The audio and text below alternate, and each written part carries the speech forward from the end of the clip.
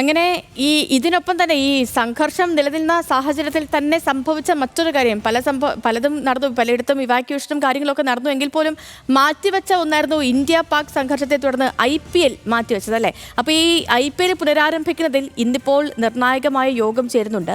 BCCIയുടെ governing council യോഗം ഇന്നാണ്. മത്സരങ്ങളുടെ പുതിയ തീയതികൾ ഇന്ന് പ്രഖ്യാപിക്കും എന്നാണ് മനസ്സിലാക്കുന്നത്.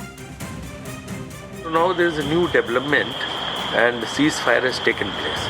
So war is stopped. Now we'll have to take, that's why we are postponed it for a week or so. Now in new situation, our BCCI office bearers, officials and IPL governing council.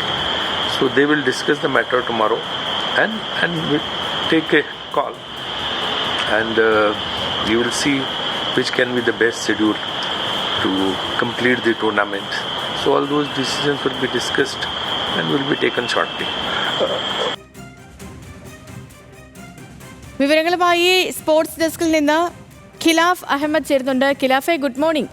ഈ IPL പുനരാരംഭിക്കുന്നതിൽ ഇന്ന് തീരുമാനം വരുമെന്നറിയുന്നു. അപ്പോൾ എങ്ങനെയാണ് നിലവിൽ ചർച്ചകൾ പുരോഗമിക്കുന്നത്? ഇനിയിപ്പോൾ തീയതി, അതുപോലെ തന്നെ വേദികൾ, ഏതൊക്കെ വേദികളാണ് പരിഗണനയിൽ വരുന്നത്?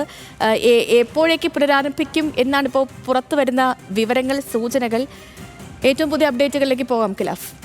Good morning Sethu. നമുക്ക് ഏവർക്കും ഒരു സന്തോഷ വാർത്ത എന്ന രീതിയിൽ തന്നെയാണ് ഇന്ന് IPLൻ്റെ ഒരു പുനരാരംഭിക്കുന്നതിൽ ഒരു യോഗം ചേരുന്നത്, BCCI ഒരു യോഗം ചേരുന്നതെന്ന് രാജീവ് ശുക്ല ഇന്നലെ അറിയിച്ചത്.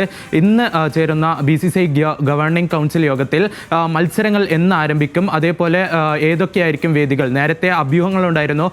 ദക്ഷിണേന്ത്യയിലെ 3 സ്റ്റേഡിയത്തിലായിരിക്കും മത്സരങ്ങൾ ഉണ്ടാവുക. ഹൈദരാബാദ്, ചെന്നൈ, ബംഗളൂരു ഉൾപ്പെടെയുള്ള 3 സ്റ്റേഡിയത്തിലായിരിക്കും മത്സരങ്ങൾ ഉണ്ടാവുക എന്നൊക്കെ അഭ്യൂഹങ്ങളുണ്ടായിരുന്നു. എന്നാൽ ഇതൊക്കെ തള്ളിക്കൊണ്ടായിരുന്നു ഇന്നലെ രാജീവ് ശുക്ല പ്രതികരിച്ചത്. പുള്ളിക്കാരൻ അദ്ദേഹം പറഞ്ഞത് ഈ ഒരു ഇന്ത്യ പാക് സംഘർഷത്തെ തുടർന്ന് ഈ വേദികൾ പരിഗണിച്ചിരുന്നു. എന്നാൽ